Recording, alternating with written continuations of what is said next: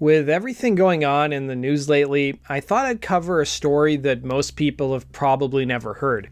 There was a time in the 60s where an Israeli Arab rock band was supposed to be the next big thing, even being heralded as a bridge building project between both sides. They were even championed by someone who'd go on to have a massive career, but then the band just kind of disappeared. In 1966, the industry trade magazine Billboard would report that hot on the heels of Latin music, making big bucks for the record companies, the labels were about to start pushing Middle Eastern and South Asian music. Billboard credited the interest in this music to Ravi Shankar as well as the Beatles.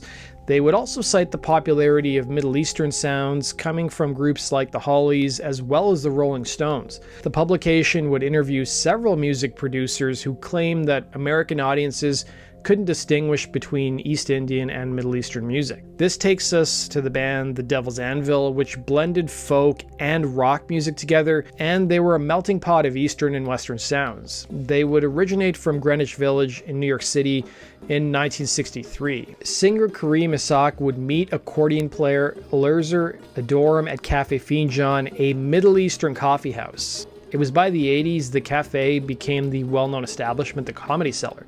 Both Issac and Adoram were born in 1931 in the British Mandate for Palestine and lived within 40 miles of each other. Both men came to New York to study acting, with Issac appearing in the movie Exodus as the Arab Sheik, and he would also be a third-generation Palestinian whose father worked in Haifa as a physician following World War II.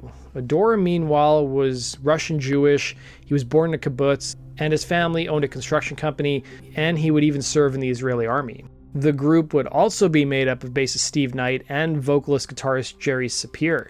Issac would sing the Arabic songs while Sapir would sing the Turkish and Greek songs, while Adoram would sing in Hebrew. They originally called themselves the Peacemakers, and they were an acoustic folk band. Steve Knight would be quoted in the Washington Post as saying that the group was, and I quote, oriented towards encouraging people of conflicting ethnic traditions to dig each other beyond the politics.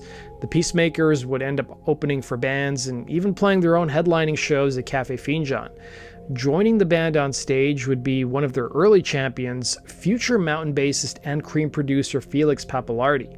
He would recall to Cream magazine in 1972, "I was fascinated with what was going down at Finjan, authentic Middle Eastern music."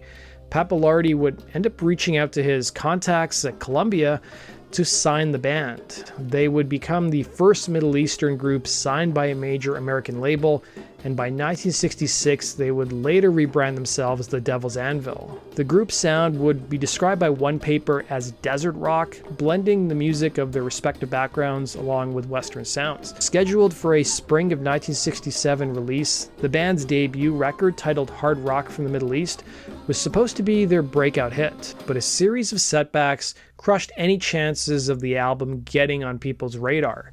Around the time of the album's release was escalating tensions in the Middle East between both the Israelis and the Arabs. In the spring of 67, the Six-Day War, or June War, broke out between Israel and a coalition of Arab countries. As a result of the conflict, Israel would come to occupy the Sinai Peninsula, the Gaza Strip, the West Bank, East Jerusalem, and the Golan Heights. Just as the record was about to make its way to radio DJs, no one wanted to touch the album. Knight would tell the Washington Post, "Half of our album was based on Arabic material, and no one in New York radio would touch us for a fear of a major bad rap. Commercially, it was over before it started." Not helping was that their label Columbia would end up screwing up the release of the album, as there were some errors in the credits, resulting in a lot of money being spent to reprint the cover. This meant the album was delayed. Despite Billboard magazine heralding Middle Eastern music as the next big thing, Pappalardi wasn't convinced. He would tell an interviewer, "The audience for the album, from all indications, will be working rock and roll musicians." Issac and Adoram would tell UPI while on tour in Mexico City, playing to Arab and Jewish audiences, "With all the blood and killing between Arabs and Jews, I think we have something beautiful going on here. During the height of the conflict, we could feel the tension. With the album Dead on Arrival, the band soon disbanded. Pappalardi would go on to produce Cream and form the band Mountain, which Knight would end up playing keyboards with. Pappalardi would end up being killed in the early 80s by his wife, and I've done a whole story on his bizarre death. The link is down below. Isaac, meanwhile, would move to Vegas, and he'd have a short-lived career at the Aladdin Hotel, performing shows before selling real estate and becoming a car dealer. It was in his senior years he became the first Arab instructor at the University of Nevada after obtaining his PhD. He would end up passing away at the age of 82 due to cancer. As for his former bandmates, Adoram would marry St. Rosenberg, who's best known for booking acts at the Comedy Cellar. He would also work as a tour guide and musician, passing away in 2000. He continued to remain friends with Isaac even after the Devil's Anvil fell apart. Knight, in addition to playing with Mountain, would head back to the Middle East and continue to play music, and he would pass away due to complications from Parkinson's in 2013. Sapir, meanwhile, in 1968, would get a role on Broadway in a production of Zorba the Greek. Unbeknownst to a lot of the members of the band, their sole album would find a cult following in the Middle East amongst both Arab and Israeli bands. Kobi Farhi, the frontman for the well-known Israeli group Orphan Land, would tell the Post they were pioneers not just by the fact that they use guitars in a Middle Eastern way, but also because you have in the same band Israeli and Palestinians making music together.